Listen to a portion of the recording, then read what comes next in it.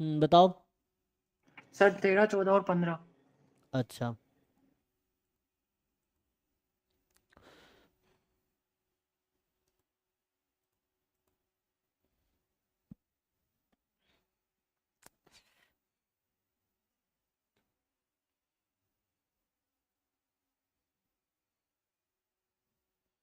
Thirteen fourteen fifteen है ना। तो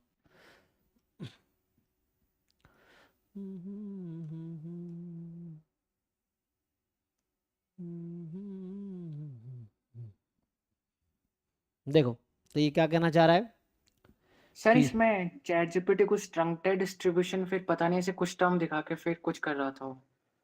हाँ, तो तुम अपना दिमाग यूज़ करो, एग्जाम में चैट जीपीटी थोड़ी यूज़ करोगे। अगर समझ आ रहा है तो ठीक सर है। नहीं हुआ तो अपलोड किया था, उस पे ऐसे नहीं करता। ठीक है, कोई बात नहीं, ट्राई करना अच्छी बात है, देखना भी बुरी बात नहीं है। लेकिन पहले हमें समझना है कि कैसे होगा, है ना। ये है।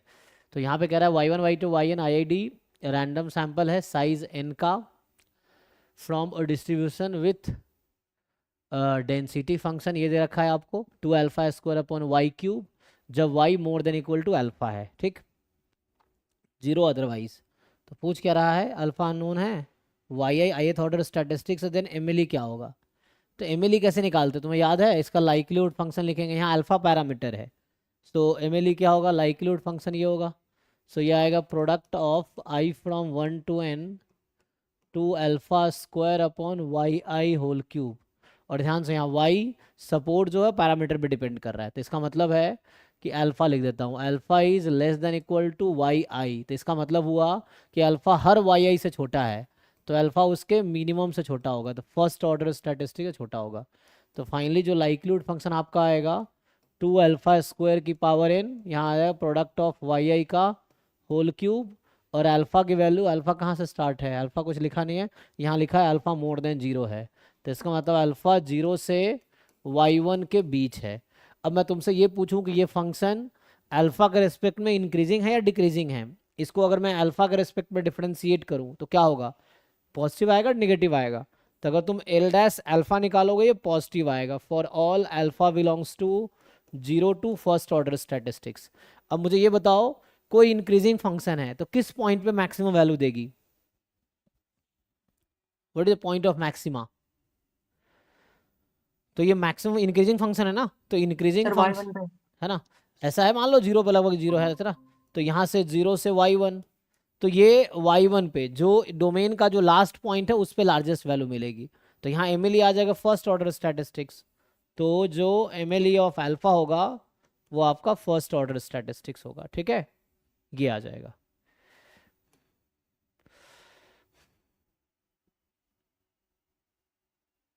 ठीक है भाई, देख लो।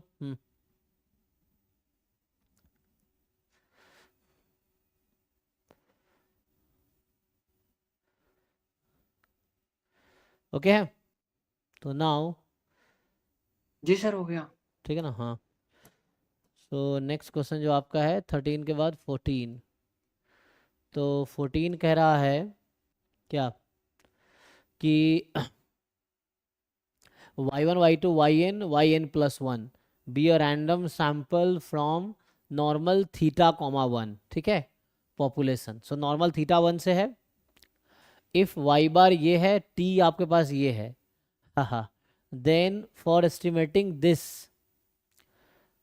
तो इसमें क्या दिक्कत है बताओ, अनबैस तो चेक कर लोगे ना।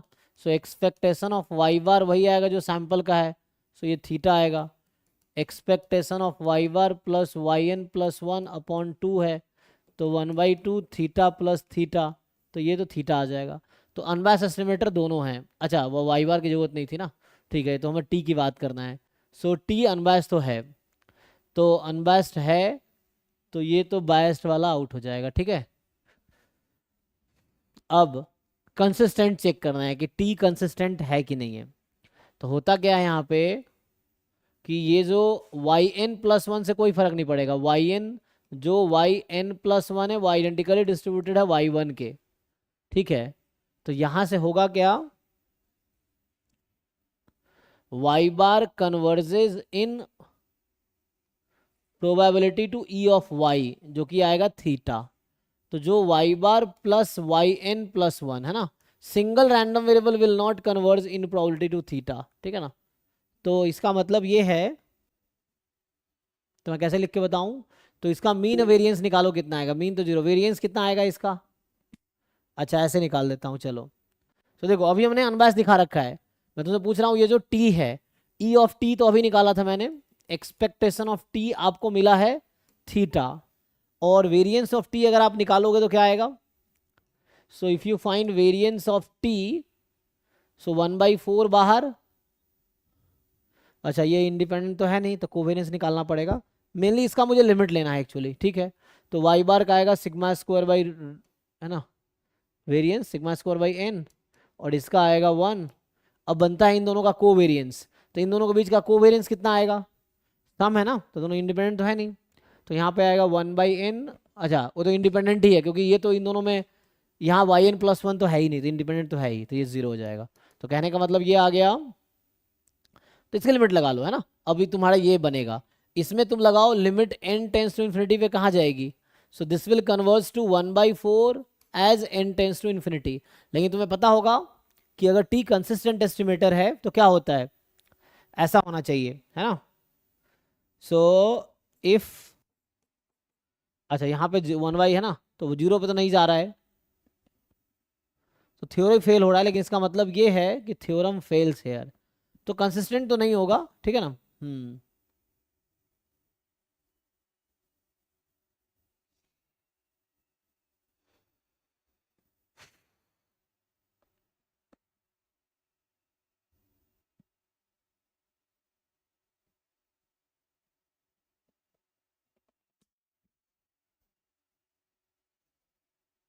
तो single random variable will not converge in probability to theta, ठीक है ना, वो उसी रैंडम वेरिएबल पे कन्वर्ज करेगी।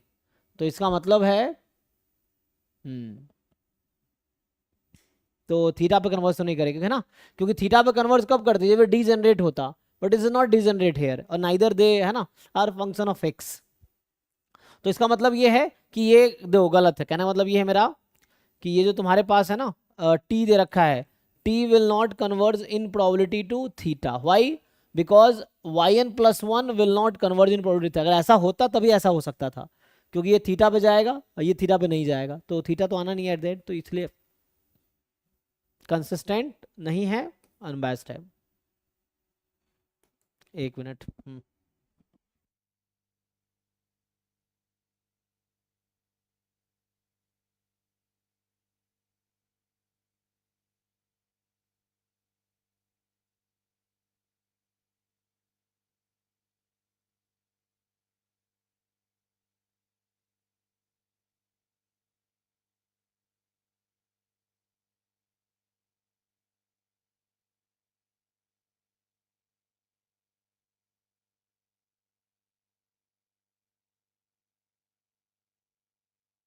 हम्म,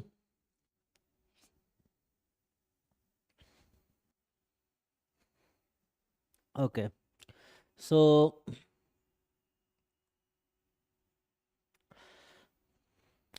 11 का ठीक है, अभी तुम्हारा क्या था भाई, हो गया तुम्हारा आंसर, तो क्या था गया। सही 15 होता।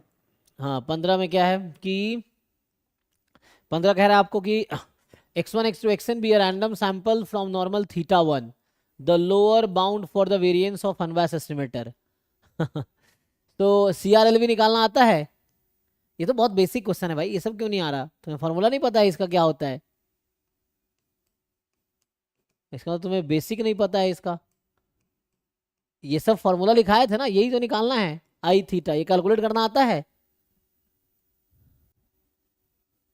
जी सर अब कर लूंगा मैं।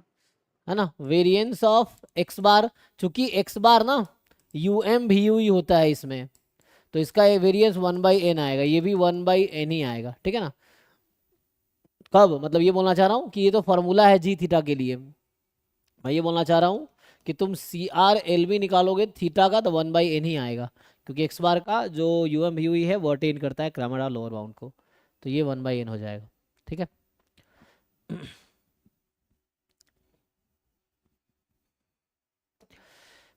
चलो जी, नेक्स्ट 16 भी था ना किसी का, वापस आते हैं फिर वो तो बताता हूँ। 16 में जो आपके पास है, ये सिंपल डेफिनेशन है कॉन्फिडेंस इंटरवल का, उस पर ये क्वेश्चन है आपका। तो ये क्या बोल रहा है आपसे, है ना 16 में। तो ये तो आसान है ना, यहाँ से अगर आप ध्यान से देखेंगे तो y माइनस थीटा का डिस्ट्रीब्यूशन एक्सपोनेंशियल 1 हो जाएगी। तो यहाँ जैसे y1 है ना, तो फर्स्ट yi बोल दो, first order statistics minus theta लेंगे तो एक्सपोनेंशियल n हो जाएगी। तो यहाँ से जो आपको दिया है इसको समझो, ये कॉन्फिडेंस इंटरवल, इसका मतलब है probability theta more than equal to y1। ये सब जैम के PYQ में इस तरह क्वेश्चंस हैं, तो आपको अभी तक आ जाना चाहिए था, जो लोग जैम में एटलीस्ट दिया है, जैम में इस तरह क्वेश्चन आए हैं। सो log 5 बेस e, ये है ना 2y1, मतलब ये more than equal to theta less than equal to this is कितना बोल रखा है, अच्छा ये निकालना ही है। तो यही प्रोबेबिलिटी आपको निकालनी, कहने का मतलब ये है, मैं इसको लिखता हूँ। सो इस क्वेश्चन में मुझे निकालना है कि first order statistics minus 5/n ln 5 2y1, अच्छा ये थीटा दिस, ये कहने का मतलब ये कितना आएगा। तो एक काम करो, थोड़ा सिंप्लीफाई कर लो इसको। तो इसको थोड़ा सिंप्लीफाई करोगे तो थीटा माइनस y1, तो ये आपका आ जाएगा -5/n ln 5, 2 आपका आ जाएगा 0, ठीक है। एंड नाउ इसको सिंप्लीफाई करो, तो यहाँ से आप सिंप्लीफाई करोगे, so y1 minus theta more than equal to 0 less than 5/n ln 5, ये आ जाएगा। तो आ जाएगा ना, इससे कर लीजिए। नाउ इसका डिस्ट्रीब्यूशन अभी लिखा था मैंने, क्योंकि yi माइनस थीटा करोगे तो एक्सपोनेंशियल 1 आएगी। सो y1 माइनस थीटा करोगे तो एक्सपोनेंशियल n हो जाएगी ये, ठीक है। सो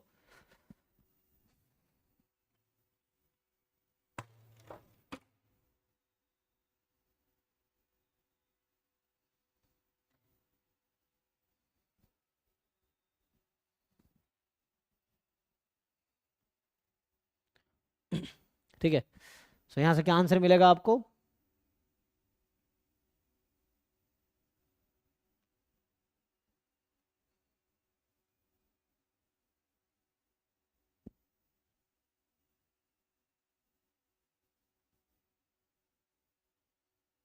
निकाल लोगे। तो ये आ गया, इसका नाम अगर मैं मान लो अभी के लिए मैं टी रख देता हूँ फॉर एग्जाम्पल, तो ये आ जाएगा CDF of T at 5/n ln 5। और इसका CDF क्या होगा, तो इसका अगर मैं CDF लिखता तो ये आएगा 1 माइनस ई की पावर माइनस एन टी। तो यहाँ टी के जगह 5/n log 5 है, इसको रखो, दिख रहा आप लोगों को, ये विजिबल है 5/n log 5। सो एक मिनट, 5/n log 5, थोड़ा सा पीछे करो,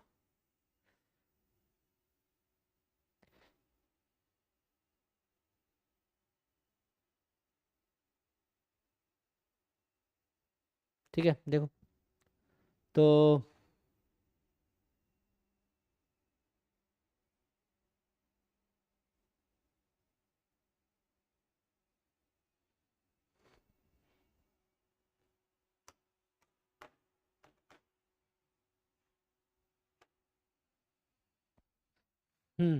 तो 5/n log 5 है।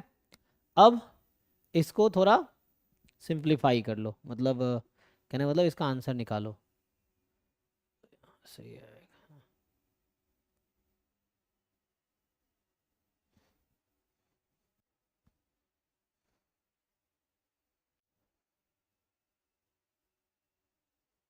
आ जाएगा, बताओ, इसमें पुट करो। तो इसमें टी की जगह तुम ये पुट करो,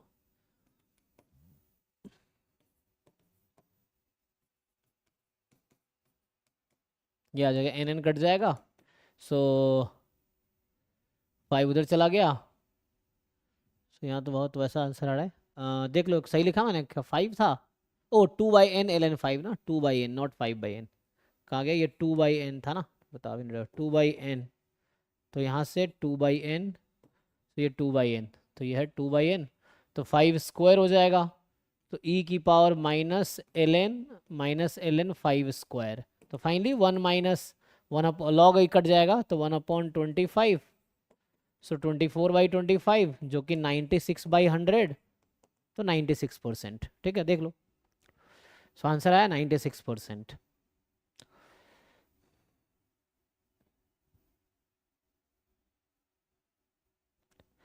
ठीक है भाई, तो ये हो गया 16 का। अब बाकी जो डाउट है बताओ। तो 11, 11 में क्या है, क्वेश्चन नंबर 11। तो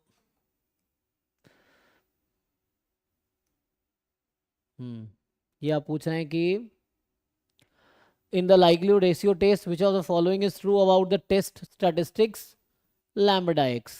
सो टेस्ट lambda x क्या होता है, likelihood function under h not upon likelihood function under h1, यही है। तो उससे क्या हो जाएगा, likelihood का रेशियो है तो नेगेटिव तो होगा नहीं, क्योंकि likelihood function product of PDFs है, तो नेगेटिव तो नहीं होना है। एंड इनफैक्ट पॉजिटिव तो होगा ही, लेकिन 0 1 के बीच होगा, क्योंकि है ना रेशियो है ना वो, तो 0 1 के बीच ही आएगा। प्रोबेबिलिटी है दोनों बीच आएगा। चेक करो, मोर देन इक्वल टू सी, जहाँ सी बिटवीन 0 and 1। रेशियो 1 से ज़्यादा हो सकता है, एक मिनट, तो नेगेटिव तो नहीं होगा। जैसे इसमें ये कहना चाहता हूँ कि ये तो नहीं होगा, नेगेटिव तो नहीं हो सकता, नॉन नेगेटिव ठीक है।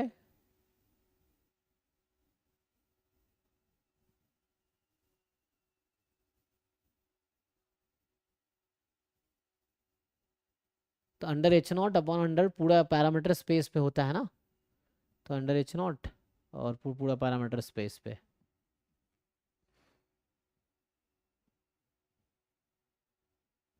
रेशियो ऑफ 2 पीडीएफ्स है ना, यही तो करते हैं, रेशियो ऑफ 2 लाइकलीहुड।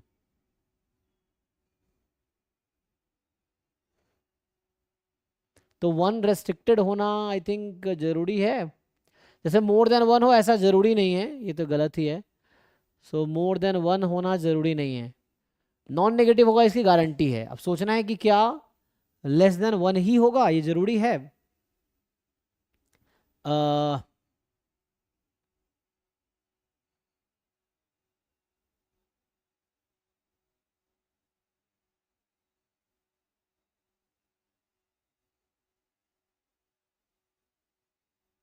हाँ जरूरी तो नहीं है, आई थिंक ऐसा 1 से छोटा ही हो, क्योंकि ऐसा रेशियो हो सकता है जो less than equal to some के, जहाँ के कोई पॉजिटिव नंबर होता है।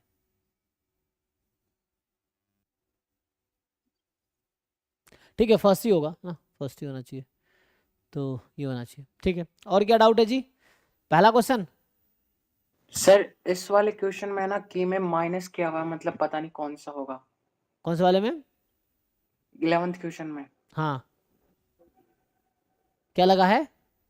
की में भी कुछ नहीं किया, आंसर दिया हुआ है इसका। अच्छा, की में कुछ नहीं दिया है, नहीं सर। अच्छा हो सकता है ना, मे बी, तो होना तो पहला ही चाहिए, ठीक है ना। नेक्स्ट क्या है जी, 30 नंबर। सो अच्छा अच्छा ठीक है। सो एक एक करके बताओ, देखते पहले इसमें बताओ जो भी डाउट है, फिर बाहर के डाउट देखेंगे। तो सर 27। जी जी, सो यहाँ से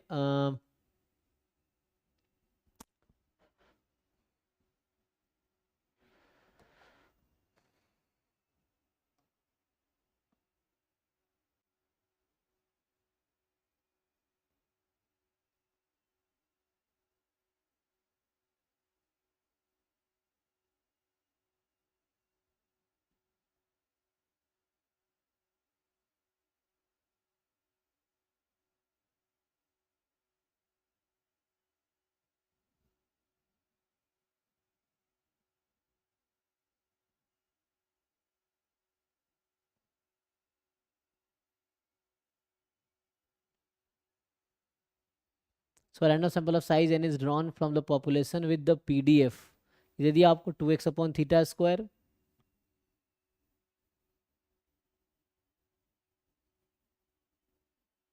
xn denotes the largest sample observation and the e of lambda xn is theta, then the value of lambda। तो आई थिंक इसमें कोई दिक्कत, तो इसमें क्या है, बस आपको nth ऑर्डर कल फॉर्मूला लिखाया था ना, nth ऑर्डर स्टैटिस्टिक्स का पीडीएफ का फॉर्मूला, जैसे कल हमने rth ऑर्डर स्टैटिस्टिक्स का फॉर्मूला लिखाया था, तो उस r में तुम n रखो, तो क्या बनेगा, n into C D F of X इसकी power n-1 into P D F of X. कल rth ऑर्डर स्टैटिक्स में पीडीएफ फॉर्मूला दिखाया था, तो उसी में आप r की जगह n रख दो अभी। तो n रख दोगे तो आपको क्या मिलेगा, n, और CDF इसका निकालोगे 2x का इंटीग्रेशन x स्क्वायर, तो ये आ जाएगा x by theta whole square, ये CDF है इसका, और इस पूरे की पावर n। PDF जो है आपके पास 2x अपॉन थीटा स्क्वायर है, ठीक है। सो PDF है 2x upon theta square. Now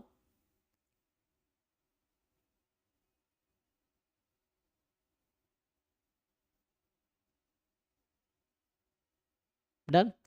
अब ये तुम्हारा PDF आ गया, अब इसका वो निकाल सकते हो क्या, तो बताओ कितना आएगा। तो ये जैसे आ गया n x की पावर 2n, यहाँ है 2x, थीटा की power 2n, theta square 2n plus 2। तो फाइनली ऐसा आ गया 2n x की power 2n plus 1 upon theta की पावर 2n प्लस 2। अब क्या इससे एक्सपेक्टेशन नहीं निकाल पाओगे तुम, what is expectation of xn। अभी सिर्फ xn की एक्सपेक्टेशन निकालते हैं, तो क्या होगा, x into this function PDF 2n x की power 2n plus 1 upon theta की power 2n plus 2 dx, x की वैल्यू कितनी, 0 से थीटा। बताओ भाई इंटीग्रेट करें कितना आएगा। सर हो जाएगा। हाँ, तो ये सिंपली थीटा के टर्म में आएगा, उससे ब्रेक करो, तो ट्राई क्यों नहीं करते हो, सिंपल है। सो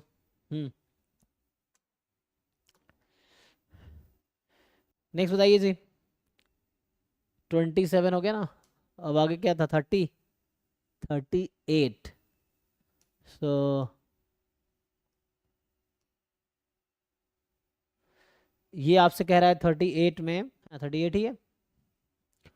सो कि x have binomial NP distribution, ठीक है। सो x के पास जो डिस्ट्रीब्यूशन है वो है बाइनोमियल n कॉमा p, यही है।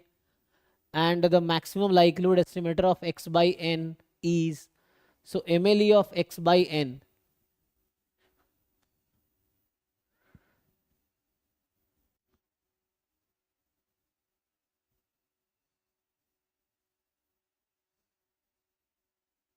दिस, अच्छा बोल रहा है MLE of x by n is, okay, तो which is consistent but not unbiased. तो x बाई n का क्या मतलब है, जो कंसिस्टेंट है अनबायस्ड नहीं है। N unbiased estimate is obtained by multiplying MLE by, तो x बाई n का क्या मतलब, MLE तो हम पैरामीटर का निकालते हैं, x बाई n का थोड़ी निकालते हैं। हम लोग MLE किसका निकालते हैं, MLE तो हम लोग निकालते हैं पैरामीटर्स की। यहाँ पे पैरामीटर तो है नहीं हमारे पास, जो है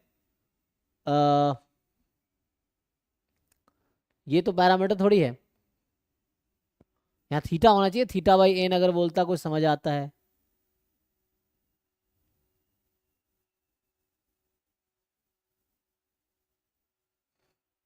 एनीवे अभी के लिए ये करो कि जैसे x अगर बाइनोमियल NP है ना, तो हम लोग ये जानते हैं कि E ऑफ x आप लोग जानते हैं NP होता है E of x into x minus 1, है ना, upon n into n minus 1। अगर ये निकालोगे सो ये आता है, जैसे यहाँ से ये तो रिजल्ट ही है, x बाई एन पी होता है। अगर ऐसा करोगे ना सो ये आता है कितना, p स्क्वायर। तो ये ना, ये यहाँ कुछ एरर है। सो क्वेश्चन मतलब उस साल क्वेश्चन में गलती था 2024 वाले में, तो ये हो जाएगा। अब इसको अगर LCM लेंगे तो क्या बनेगा, ये बोल रहा है 1/n 1 माइनस 1/n x/n का डिस्ट्रीब्यूशन क्या है,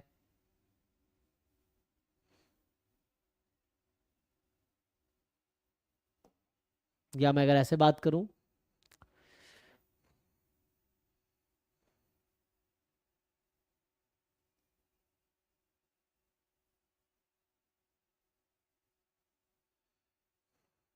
इसको मल्टीप्लाई करोगे तो क्या होगा, ये हो जाएगा। अगर इसका मैं एक्सपेक्टेशन निकालूं तो कितना आएगा मुझे,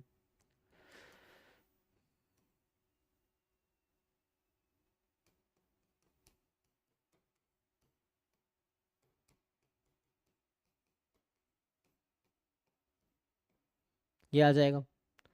अब इसको निकालोगे तो कितना आएगा, x/n, है ना। सो 1/n, और ये होता है NP, तो n तो कट जाएगा ना, p आ जाएगा, माइनस इसका करोगे आप तो वेरिएंस है ना, वेरिएंस प्लस मीन स्क्वायर,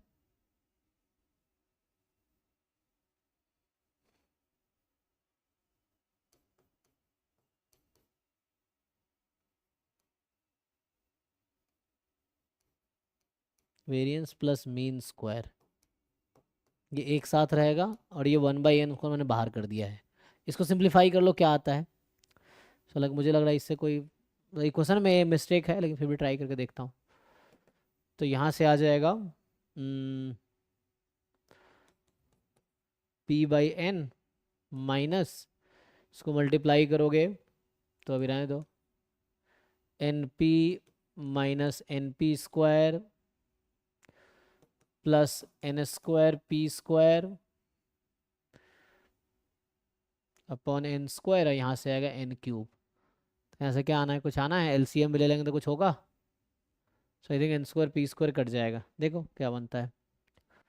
तो यहाँ से मैं अगर n क्यूब कॉमन ले लूँगा, so n square p minus n p plus n p square minus n square p square, ऐसा आ जाएगा। तो ये आपका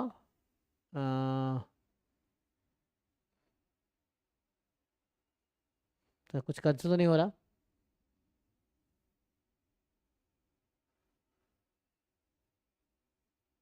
तो ये कुछ आया, तो इसमें क्या कहना चाह रहा है कि unbiased estimate obtained by multiplying MLE by this. I think इसमें कुछ एरर है, ठीक है ना, इस क्वेश्चन को इग्नोर करो, इसमें कुछ गलती है क्वेश्चन में, ठीक है।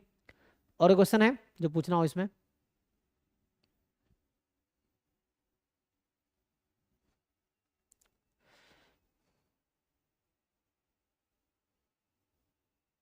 अच्छा, ये जो क्वेश्चन आपने पूछा है तो इसमें क्या है कि लाइक्लीहुड रेशियो टेस्ट में ये है where k is more than equal to 0। हाँ ठीक है, ये तो बुक में भी थ्योरम मिल जाएगा, आप सही कह रहे थे, उसका मोर देन इक्वल टू 0 ना। तो ये किसी बुक में आपको मिल जाएगा जहाँ के पॉजिटिव रहता है।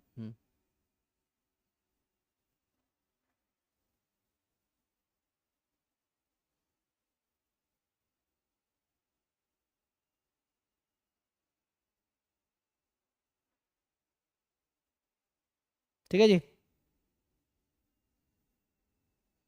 कौन सा 41?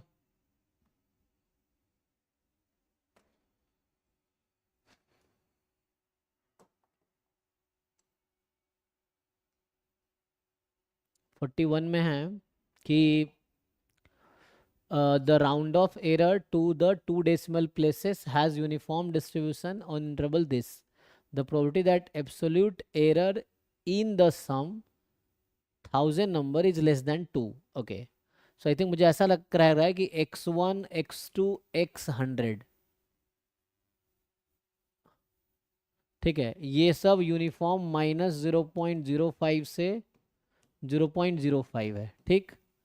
अब पूछ रहा है कि absolute error in the sum of, अच्छा 1000 तक है, 1000 का जो एब्सोल्यूट एरर है ये इज लेस देन 2, ये कितना होगा। तो इसको हम लोग क्या करेंगे, सेंट्रल लिमिट थ्योरम या अप्रोक्सीमेशन से ट्राई करते हैं, क्योंकि लार्ज नंबर है ना, n बहुत लार्ज है, तो सेंट्रल लिमिट थ्योरम लगा देते हैं। तो क्या आएगा, सो ये आपका यहाँ से है ना x1 से x100, तो इसका मीन तो 0 ही हो जाएगा, है ना। ईच xi का मीन 0 है, ईच xi का वेरिएंस जो है, ठीक है, ईच xi का मीन 0 है, ईच xi का जो वेरिएंस होगा, so b minus a whole square by 12, 0.05 प्लस 0.05 है ना, तो 5 5 10, 0.10 अपॉन 12, अच्छा होल स्क्वायर भी तो होगा, तो यहाँ से आ जाएगा 0.1 है ना, 0.1/12, ठीक है। तो इसको सेंट्रल लिमिट थ्योरम में कन्वर्ट करो। हाँ सर मीन तो 1/b माइनस ए होता है। मीन का क्या होगा, एक्सपेक्टेशन, यस सर, 0 थोड़ी ना होगा। ठीक है ना। इसको खोलेंगे तो x1 to x1000 अपॉन, है ना, ये होगा लेस देन 2 मोर देन -2, तो यहाँ हो जाएगा -0 अपॉन इसका मीन तो 0 है, वेरिएंस कितना होता है B minus a whole square ना, तो n टाइम हो जाएगा ना ये तो, क्योंकि सम का जो वेरिएंस निकालेंगे तो 1000 टाइम, तो ये हो जाएगा 10/12। अच्छा, इसको 1000 से मल्टीप्लाई कर देंगे क्योंकि 1000 नंबर्स हैं, तो 10/12 आ जाएगा, मतलब 5/6। सो यहाँ आ जाएगा रूट अंडर 5/6, तो यहाँ भी रूट अंडर 5/6, ये अब z हो जाएगा। तो यहाँ से क्या आना चाहिए आपका, सो यहाँ से आना चाहिए कि प्रोबेबिलिटी जो z है वो आपका आ जाएगा मोर देन इक्वल टू, ठीक है, सो 2√6/√5 माइनस 2√6/√5।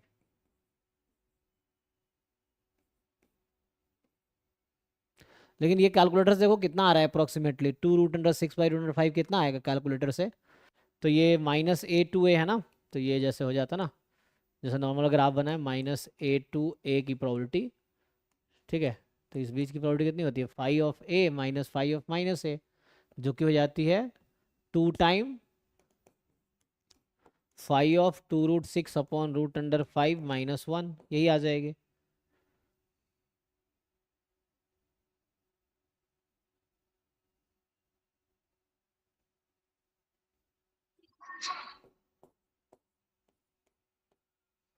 देखो कैलकुलेशन करके, तो ये कितना आता है डेसिमल में, ठीक है, आ जाएगा।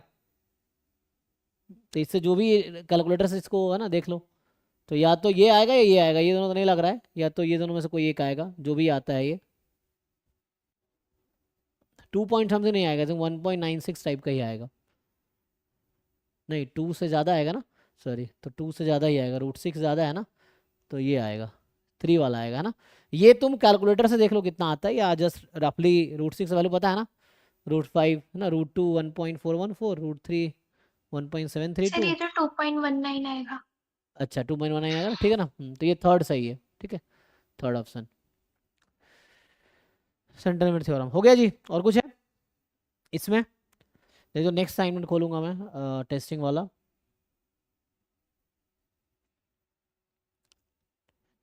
चलो तो जो नेक्स्ट है,